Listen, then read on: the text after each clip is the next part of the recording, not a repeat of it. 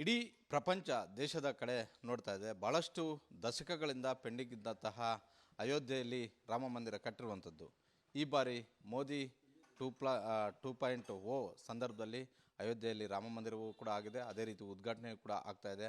ಈ ಸಂದರ್ಭದಲ್ಲಿ ರಾಜ್ಯದಲ್ಲಿ ಒಂದಷ್ಟು ಚರ್ಚೆ ಆಗ್ತಾ ಇದೆ. ನೇರವಾಗಿ ಕಾಂಗ್ರೆಸ್ ನಾಯಕರುಗಳು ಇದು BJP ನಾಯಕರುಗಳು ಪೊಲಿಟಿಕಲ್ ಸ್ಟಂಟ್ ಆಗಿ ಬಳಸ್ತಾ ಇದ್ದಾರೆ ಅನ್ನುವಂಥ ಒಂದು ಆರೋಪವನ್ನು ಮಾಡ್ತಾ ಇದ್ದಾರೆ. ಇದನ್ನು ಸಿದ್ದರಾಮಯ್ಯ ಅವರು ಹೇಳಿದ್ದಾರೆ. ಅದೇ ರೀತಿ ಗೃಹ ಸಚಿವರಾದಂತಹ ಪರಮೇಶ್ವರ್ ಅವರು ಕೂಡ ಹೇಳಿದ್ದಾರೆ.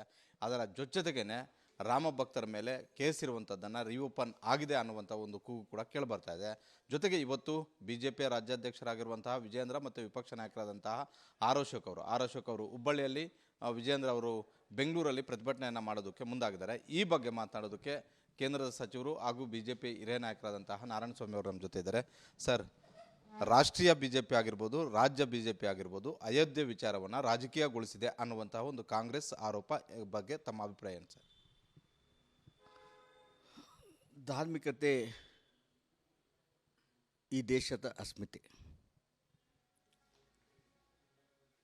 ಬಹುಶಃ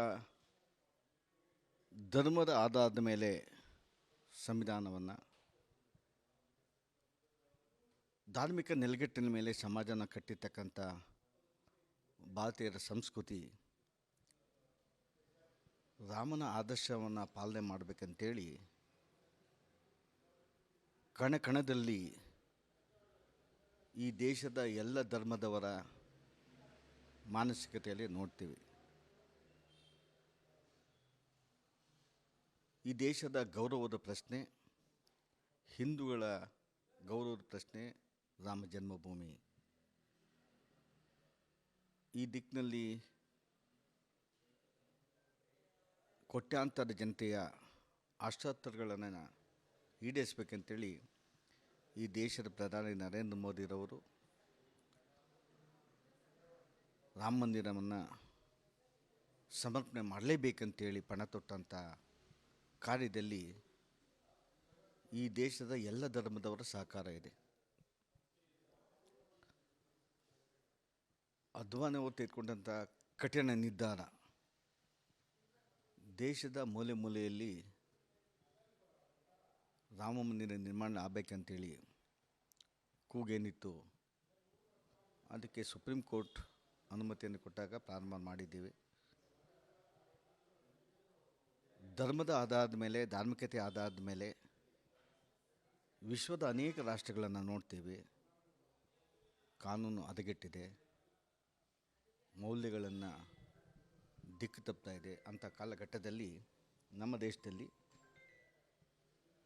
ಇವತ್ತು ಶಾಂತಿಯಿಂದ ವಿಶ್ವಕ್ಕೆ ಮಾದರಿಯಾಗಿದ್ದೇವೆ ಅಂತ ಹೇಳ್ತಾರೆ. ಧಾರ್ಮಿಕತೆ ಹಿನ್ನೆಲೆಯ ಮೇಲೆ, ಧಾರ್ಮಿಕತೆ ನೆಲೆಗಟ್ಟಿನ ಮೇಲೆ ನಾವು ಏನು ಸಂವಿಧಾನ ಕೊಟ್ಟಿದ್ದೀವಿ, ಆ ಸಂವಿಧಾನವನ್ನು ಪ್ರತಿಯೊಬ್ಬರು ಆಚರಣೆ ಮಾಡೋದ್ರಿಂದ ಶಾಂತಿಯನ್ನು ನೆಲೆಸಿದೆ, ರಾಷ್ಟ್ರ ಅಭಿವೃದ್ಧಿ ಕಡೆಗೆ ಹೋಗ್ತಾ ಇದೆ. ಆದರೆ ಕಾಂಗ್ರೆಸ್ನವ್ರಿಗೆ ಹೇಳೋದು ನಾನು, ಅವರು ತಮ್ಮದೇ ಹಿಂದಿನ ರಾಷ್ಟ್ರೀಯ ವರಿಷ್ಠರು ರಾಜೀವ್ ಗಾಂಧಿಯನ್ನು ಒಳಗೊಂಡಂತೆ, ಮನಮೋಹನ್ ಸಿಂಗನ್ನು ಒಳಗೊಂಡಂತೆ, ನರಸಿಂಹರಾವ್ನ ಒಳಗೊಂಡಂತೆ ರಾಮ ಮಂದಿರಕ್ಕೆ ಸಹಕಾರವನ್ನು ಕೊಟ್ಟಿದ್ದಾರೆ.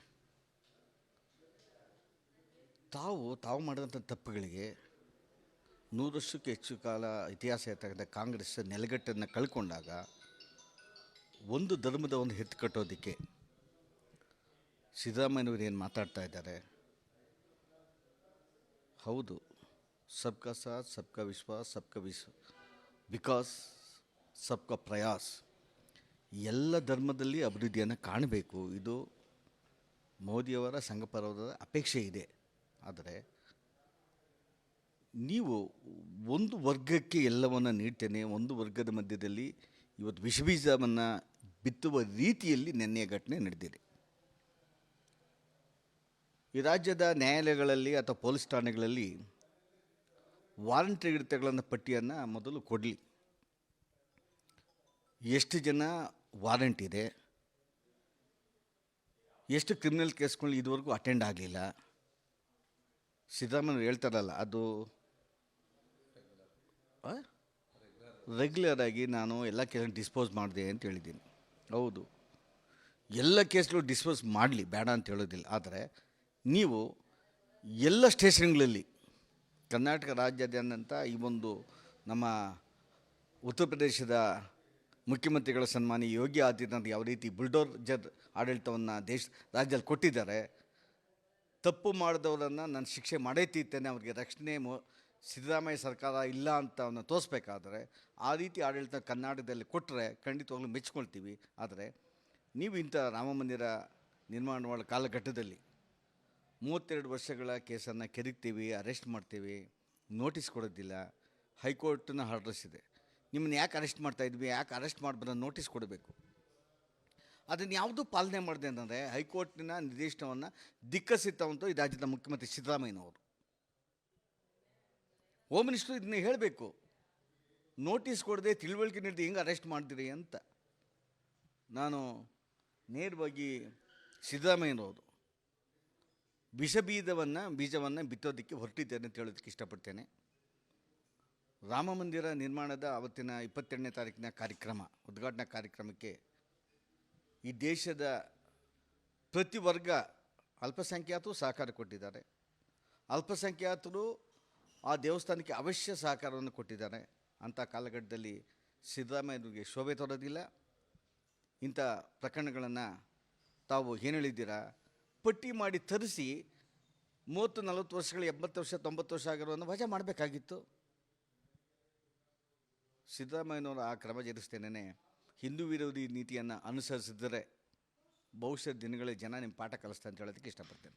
ರೆಗ್ಯುಲರ್ ಪ್ರೊಸೀಜ್ ಮಾಡುವಂಥ ಒಂದು ಸಂದರ್ಭದಲ್ಲಿ ಪೊಲೀಸರು ತೆಗೆದುಕೊಂಡಂತಹ ಒಂದು ಸಾಮಾನ್ಯ ಕಾನೂನು ಪ್ರಕ್ರಿಯೆ ಅಷ್ಟೇ ಅದು. ಆದರೆ BJP ಅವರು ಈಗ ರಾಮಭಕ್ತರ ಹೆಸರಲ್ಲಿ ರಾಜಕಾರಣ ಮಾಡ್ತಿದ್ದಾರೆ ಅನ್ನುವಂಥ ಒಂದು ಆರೋಪ. ಸರ್, ನಾನು ಹೇಳ್ತಾ ಇದ್ನಲ್ಲ, ಈ ರಾಜ್ಯದಲ್ಲಿ ಎಷ್ಟು ಕ್ರಿಮಿನಲ್ ಕೇಸ್ಗಳು ವಾರಂಟ್ ಎಷ್ಟಿದೆ, ಎಷ್ಟು ಜನ ತಪ್ಪಿಸ್ಕೊಂಡಿದ್ದಾರೆ, ಎಷ್ಟು ಜನ ಕಾಣೆ ಆಗಿದ್ದಾರೆ, ಈ ಪಟ್ಟಿ ಕೊಡಲಿ ಅವರು. ನಾನು ಬೇಚರಕ್ಕೆ ಅಂದರೆ ನಾವು ಅವರು ಇದಕ್ಕೆ ಸಂಬಂಧಪಟ್ಟಂಥ ಉತ್ತರವನ್ನು ಕೊಟ್ಟು ಹೋಗೋದು ಮುಖ್ಯಮಂತ್ರಿಗಳು ಸರಿಯಲ್ಲ. ಮುಖ್ಯಮಂತ್ರಿಗಳು ಹಿಂದೂ ವಿರೋಧಿ ನೀತಿಯನ್ನು ಬಿಡಬೇಕಂತೇಳಿ ತಮ್ಮ ಮೂಲಕ ಒತ್ತಾಯ ಮಾಡೋದಕ್ಕೆ ಇಷ್ಟಪಡ್ತೀನಿ ಸರ್. ಇದಾಗಿತ್ತು ಕೇಂದ್ರದ ಸಚಿವರಾದಂತಹ ನಾರಾಯಣಸ್ವಾಮಿ ಅವರ ಒಂದು ಮಾತು.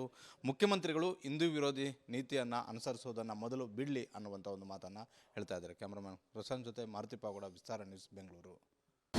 ಅನುಕ್ಷಣದ ಸುದ್ದಿಗಳಿಗಾಗಿ ವಿಸ್ತಾರ ನ್ಯೂಸ್ ಯೂಟ್ಯೂಬ್ ಚಾನೆಲ್ ಸಬ್ಸ್ಕ್ರೈಬ್ ಮಾಡಿ. ಹೊಸ ಸುದ್ದಿಗಳ ನೋಟಿಫಿಕೇಶನ್ಗಾಗಿ ಬೆಲ್ ಐಕಾನ್ ಕ್ಲಿಕ್ ಮಾಡಿ.